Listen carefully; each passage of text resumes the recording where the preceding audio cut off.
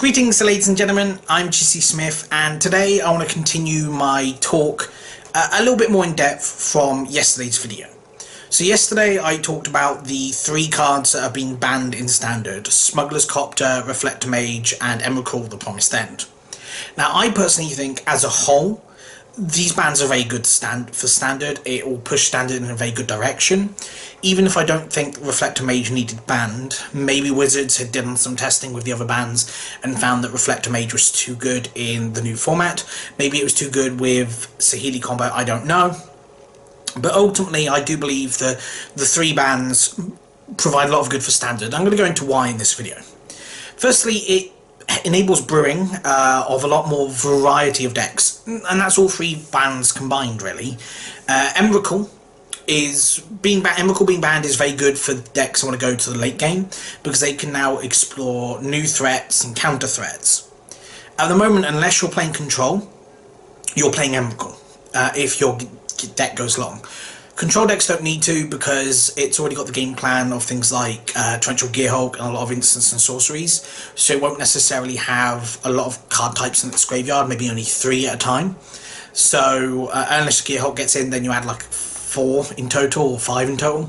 But generally it's not got the mana to cast Emrakul early, and by the time it hits its late game with cards like Torrential Gearhulk, it should be trying to get the game under control and winning from that position, so it doesn't need Emrakul. Meanwhile, if you're any other deck, you're playing Emrakul if you're not aggro, because it's the ultimate late game threat. Comes down generally for 7 or 8 mana, Emrakul takes over the game, because any answer your opponent has, gone straight away, and if they already got a board position, and generally even if they have a board position, if they've been playing mana every turn, you've got the mana to both play something and kill it with their own cards and decimate their hand. And unless they just immediately untap and Emrakul you in response, they're in a devastated position, and virtually no deck can come back from it. Again, Control can sometimes come back, because if it doesn't have its own targets for removal in its hand, and its hand's just counter spells and removal, it's hard to take advantage of that, which is sometimes good.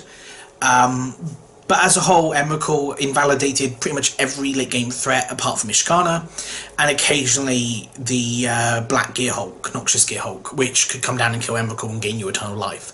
So that's why that sometimes kept seeing play. But as a whole, every other late game threat in the format, or even mid game threats, so cards like Verdant Gearhulk or Verdurous Gearhulk haven't seen any play, because why would it? Your mana cost there, especially now with Aetherworks Marvel, Emrakul can come down any turn between 4 and like 7, and any card that can come down in that time period has to be really effective. And that's another reason why cards like Reflector Mage might have got banned, is it allows you to play 4 and 5 drops, and some of those interesting drops that don't require huge enter the battlefield effects. Cards like Kalitas, Traitor of Get are really hard to play in the Emrakul format, a lot harder to play in any format with Reflector Mage, and I think it's kind of almost necessary with the Graveyard Recursion deck in the format. If the Graveyard Recursion deck didn't need to worry about cards like Emrakul and whatever, and was just able to go into like Esper Recursion and just keep bouncing your stuff with, well, not keep bouncing stuff, but bounce cards like Kalitas when they came down to try and hate it, because it's the only graveyard hate in the format right now is Kalitas. It's the only way to fight the Dredge deck reliably, if that picks up pace in Standard. So that banning's okay, and the aggro decks, well, Smuggler's Copter being banned is great for them as well in terms of brewing. It allows Vampires to come back. Vampires was the red-black Vampires deck that everyone thought would be reasonable at various points. It can actually come back now because it's flyers, so Drana and Olivia actually have an impact on the board, because Smuggler's Copter just block them all, and Smuggler's Copter just race them. Sure, the deck could use Smuggler's Copter, but why play Vampires, inferior 1 and 2 drops, when you could be playing cards that interact with Smuggler's Copter a lot better and draw you cards? And basically, red-white vehicles or Mardu vehicles were just better than red-black Vampires. So red-black Vampires could come back as maybe even a budget version of aggro, or at the very least a more interesting aggro deck that has a different endgame, and still suffers to cards like Yahenni's Expertise, so it's not just impervious. We also get to see green-white mid-range aggro cards that they've pushed a lot of in Aether Revolt come to the fore. So you've got the Rhino and you've got the Elf Revolt card. So you've got the 1 mana 1 mana 3/4 Rhino and the 2 mana 4/3 Elf with Revolt to see it come in to the format, which would be good. Again, something that really wouldn't see any play with Smuggler's Copter. We've already seen what Smuggler's Copter's done to one of the most premier played cards of the previous format in Sylvan Advocate. Just knocked that out of the format because Sylvan Advocate can't swing into Smuggler's Copter very well, and Smuggler's Copter flies over the head of Sylvan Advocate just amazingly. So on a whole, these bans should allow the format to grow and see a lot more decks. As I say, at the moment, the Tier 1 is just various versions of Marvel, but ultimately all Marvel trying to get out Emrakul with a couple of other things to fight the other Marvel decks, depending on what you're in. Green-Black Delirium and Blue-White Flash. And without Emrakul, Green-Black Delirium doesn't just have an ultimate endgame. It doesn't just be able to go, oh, I tutor and kill you. It's tutor, play a bunch of spiders, but they can still be answered. So that's good. You can get... the Marvel decks can still hit things like Ulamog and Kozilek, and Ulamog can still be pretty devastating on turn 4, but if you can counter Ulamog, that's not too bad, and if you've got any of the answers, it's unlikely Ulamog can just take you out of playing them. Again, if you're being screwed on mana, that sucks, and sometimes that affects you, but again, Ulamog isn't necessarily as big as powerful as it is, and again, say, with Smuggler's Copter, aggro decks can be a bit more versatile, and it might open up a more budget version of the aggro deck. The one problem with, one of the reasons aggro decks is really popular in standard and for Wizards at all, is aggro decks tend to be decks that new players can get into because they're generally cheap to pick up. But when you can't compete with your own aggro deck because every other aggro deck's running Smuggler's Copter, it sucks.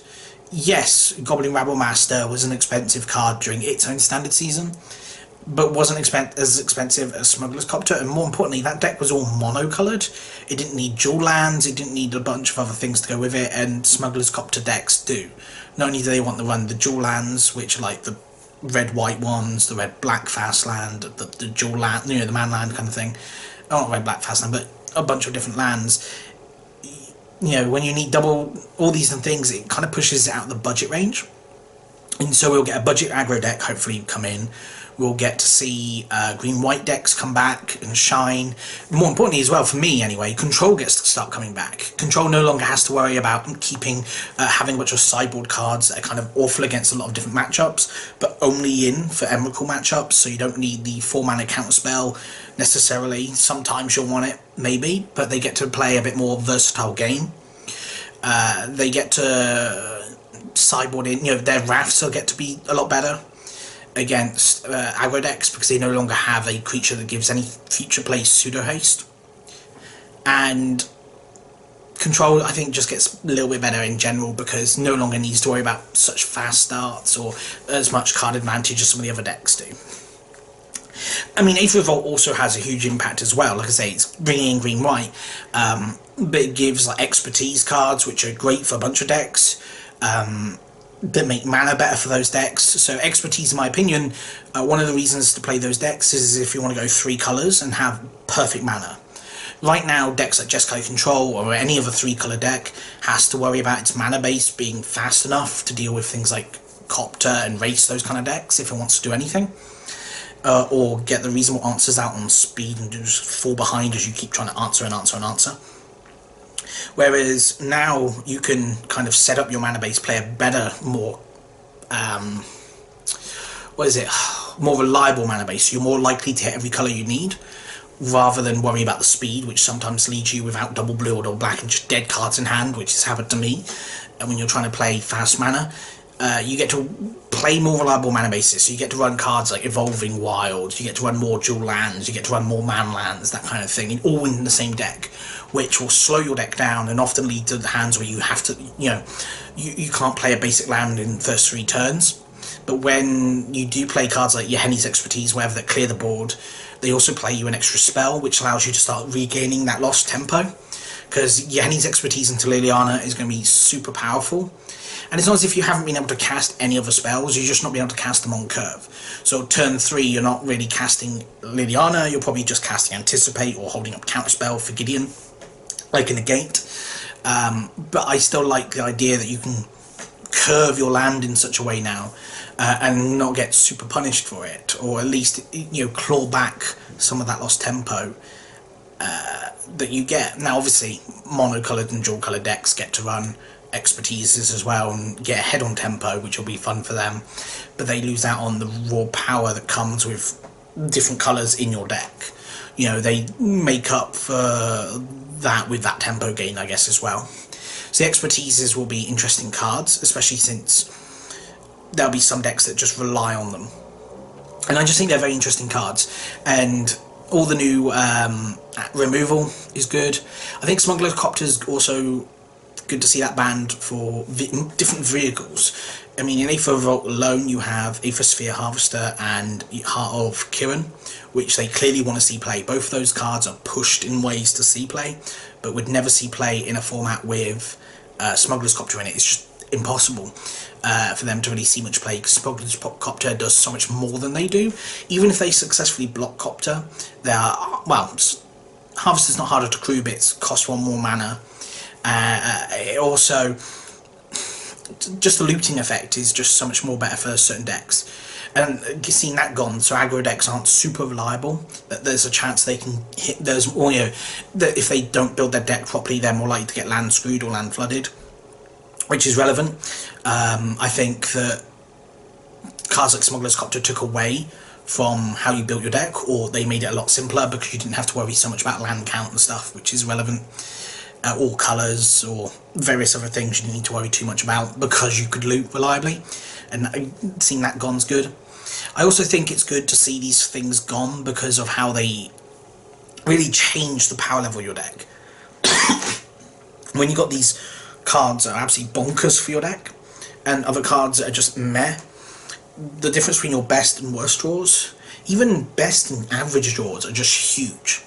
And there are decks like Control that didn't have best, or, you know, they didn't have such a wide variance, but it also meant they didn't have such a high ceiling. And so being able to see those kind of things see play, it also means older cards get to come back. So cards like Thing in the Ice, whether they're invalidated by early flyers, or basically I think it just brings back a lot of brewing, a lot of variance to standards. That's going to be good, and it allows some of the new Aether Revolt cards to actually see play.